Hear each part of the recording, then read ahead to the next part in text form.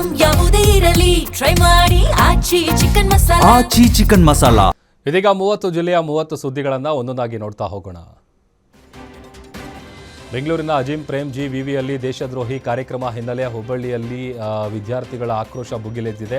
ನಗರದ BVB college ಮುಂಭಾಗ ABVP ಕಾರ್ಯಕರ್ತರ ನೇತೃತ್ವದಲ್ಲಿ ನೂರಾರು ಕಾಲೇಜು ವಿದ್ಯಾರ್ಥಿಗಳಿಂದ ಪ್ರತಿಭಟನೆ ನಡೆಸಲಾಯಿತು. ದೇಶದ ಸೈನಿಕರ ಮೇಲೆ ಅವಹೇಳನಕಾರಿ ಹೇಳಿಕೆ ಖಂಡಿಸಿದ ಪ್ರತಿಭಟನಾಕಾರರು ಸ್ಪಾರ್ಕ್ ಸಂಘಟನೆ ಹಾಗೂ ಅಹಿಂಸಾ ಸಂಘಟನೆಯನ್ನ ಬ್ಯಾನ್ ಮಾಡಬೇಕು ಅಂತ ವಿದ್ಯಾರ್ಥಿಗಳು ಆಗ್ರಹಿಸಿದರು.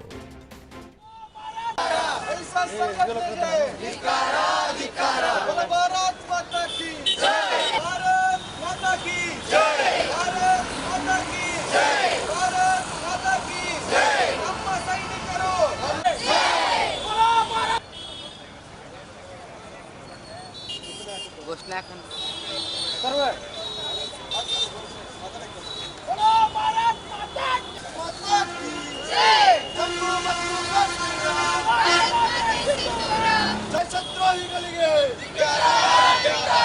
ದೇಶದ ಸೈನಿಕರ ವಿರುದ್ಧ ಮಾತನಾಡ್ತಿರ್ತಕ್ಕಂಥ ಸಂಘಟನೆಗಳಿಗೆ ನಮ್ಮ ಹೆಮ್ಮೆ ನಮ್ಮ ಸೈನಿಕರು,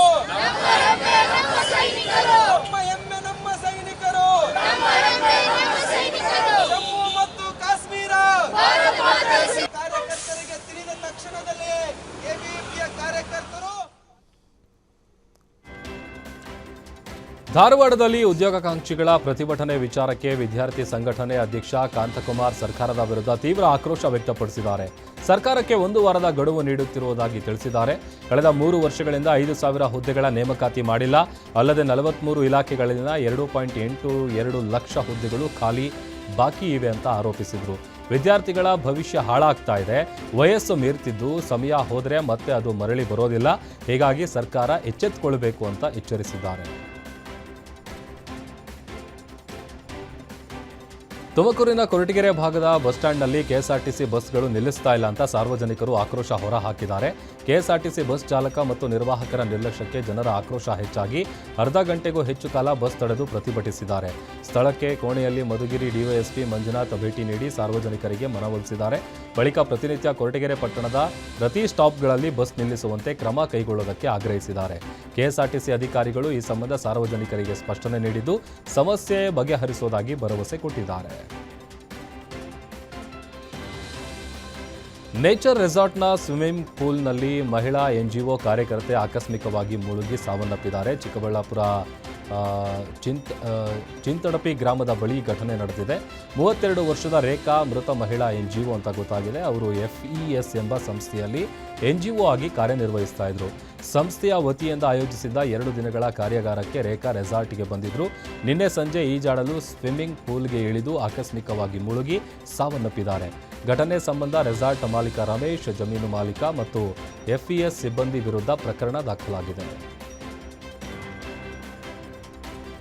ಧಾರವಾಡದಲ್ಲಿ ವಿದ್ಯಾರ್ಥಿಗೆ SSLC ಪಾಸ್ ಮಾಡಿಸ್ತೇನೆಂದು ನಂಬಿಸಿ ಶಿಕ್ಷಕ ವಂಚನೆ ಮಾಡಿರುವ ಆರೋಪ ಕೇಳಿಬಂದಿದೆ. SSLC ಪ್ರಶ್ನೆ ಪತ್ರಿಕೆ ಲೀಕ್ ಮಾಡಿ ಪಾಸ್ ಮಾಡುವ ಭರವಸೆ ನೀಡಿದ್ದ ಶಿಕ್ಷಕನ ಮಾತನ್ನ ನಂಬಿ ವಿದ್ಯಾರ್ಥಿ 82 ಗ್ರಾಂ ಬಂಗಾರ ಕೊಟ್ಟಿದ್ದಾನೆ. ಬಳಿಕ ಬಂಗಾರವೇ ಕೊಟ್ಟಿಲ್ಲ ಅಂತ ಹೇಳ್ತಾ ಇದ್ದಾರೆ. ಇದರಿಂದ ಮನನೊಂದು ವಿಷ ಸೇವಿಸಿ ಆತ್ಮಹತ್ಯೆಗೆ ಯತ್ನಿಸಿದ್ದು ಪ್ರಸ್ತುತ ಧಾರವಾಡ ಜಿಲ್ಲಾಸ್ಪತ್ರೆಯಲ್ಲಿ ಚಿಕಿತ್ಸೆ ಪಡಿತಾ ಇದ್ದಾರೆ. ಘಟನೆ ಕುರಿತು ಇನ್ನೂ ಪೊಲೀಸ್ ಠಾಣೆಯಲ್ಲಿ ಪ್ರಕರಣ ದಾಖಲಾಗಿಲ್ಲ. ಸದ್ಯ ನಮಗೆ ನಮ್ಮ ಬಂಗಾರ ಬೇಕು ಅಂತ ವಿದ್ಯಾರ್ಥಿಯ ತಾಯಿ ಆಗ್ರಹಿಸ್ತಾ ಇದ್ದಾರೆ. ಆಸ್ತಿ ವಿಚಾರಕ್ಕೆ 6 ವರ್ಷದ ಮಗುವನ್ನೇ ಕೊಂದಿದ್ದ ಆರೋಪಿಗೆ ಜೀವಾವಧಿ ಶಿಕ್ಷೆ ವಿಧಿಸಿ ಬೆಳಗಾವಿ ಪ್ರಧಾನ ಜಿಲ್ಲಾ ಮತ್ತು ಸತ್ರ ಕೋರ್ಟ್ ತೀರ್ಪು ನೀಡಿದೆ. ನ್ಯಾಯಾಧೀಶರಾದ ಮಂಜುನಾಥ ನಾಯಕ್ ತೀರ್ಪು ಪ್ರಕಟಿಸಿದರು. 2021 ಜನವರಿ ತಿಂಗಳಲ್ಲಿ ನಡೆದಿದ್ದ ಬರ್ಬರ ಕೊಲೆ ಕೇಸ್ನಲ್ಲಿ ಆರೋಪಿ ಈರಪ್ಪ ಸಂಕನ್ ಅವರಿಗೆ ಜೀವಾವಧಿ ಶಿಕ್ಷೆಯನ್ನು ವಿಧಿಸಲಾಗಿದೆ. ಈ ಪ್ರಕರಣದಲ್ಲಿ ಒಟ್ಟು 35 ಸಾಕ್ಷಿಗಳನ್ನು ವಿಚಾರಣೆ ಮಾಡಲಾಗಿದ್ದು ಅದರಲ್ಲಿ 3 ಮಕ್ಕಳು ನೀಡಿದ ಪ್ರತ್ಯೇಕ ಸಾಕ್ಷಿಯೇ ಮಹತ್ವದ ಪಾತ್ರ ವಹಿಸಿತು.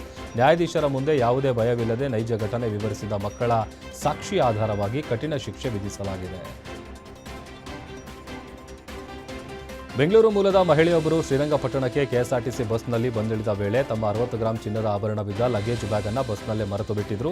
ಈ ಘಟನೆ ಮಂಡ್ಯದ ಕೆಎಸ್ಆರ್ಟಿಸಿ ಬಸ್ ನಿಲ್ದಾಣದಲ್ಲಿ ನಡೆದಿದೆ. ಬಸ್ ಇಳಿದ ನಂತರ ಬ್ಯಾಗ್ ಮರೆತಿರೋದು ಮಹಿಳೆಯ ಗಮನಕ್ಕೆ ಬಂದಿದ್ದು ತಕ್ಷಣವೇ ಬಸ್ ನಿಲ್ದಾಣದಲ್ಲಿದ್ದ ಪೊಲೀಸರ ಗಮನಕ್ಕೆ ಕಂಪ್ಲೇಂಟ್ ಕೊಟ್ಟಿದ್ದಾರೆ.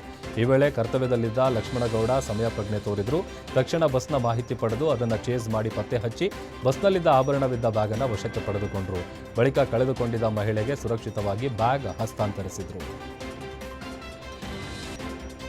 ಮಂಡ್ಯದಲ್ಲಿ ಅಳಿಯನ ಮನೆಗೆ ಮಾವನೆ ಬೆಂಕಿ ಹಚ್ಚಿದ ಪ್ರಕರಣಕ್ಕೆ ಸಂಬಂಧಪಟ್ಟಂತೆ ಘಟನೆಯ ಮಾಹಿತಿ ತಿಳಿದು ಉದಯ್ ಕದಲೂರು ಅವರು ಸಂತ್ರಸ್ತರ ಮನೆಗೆ ಭೇಟಿ ನೀಡಿ ಪರಿಶೀಲನೆ ನಡೆಸಿದರು. ಸುಟ್ಟ ಮನೆಯನ್ನು ವೀಕ್ಷಿಸಿ ಘಟನೆ ಬಗ್ಗೆ ವಿಷಾದ ವ್ಯಕ್ತಪಡಿಸಿದ ಶಾಸಕ ಕುಟುಂಬದವರಿಗೆ ಸಾಂತ್ವನವನ್ನು ಹೇಳಿದ್ದಾರೆ. ಸಂತ್ರಸ್ತ ಕುಟುಂಬಕ್ಕೆ ಸರ್ಕಾರದ ವತಿಯಿಂದ ಮನೆ ನಿರ್ಮಿಸಿಕೊಡುವ ಭರವಸೆ ನೀಡಿದ ಅವರು ತಕ್ಷಣ ಆರ್ಥಿಕ ಸಹಾಯವನ್ನು ಕೂಡ ನೀಡಿ ಧೈರ್ಯ ತುಂಬಿದ್ದಾರೆ.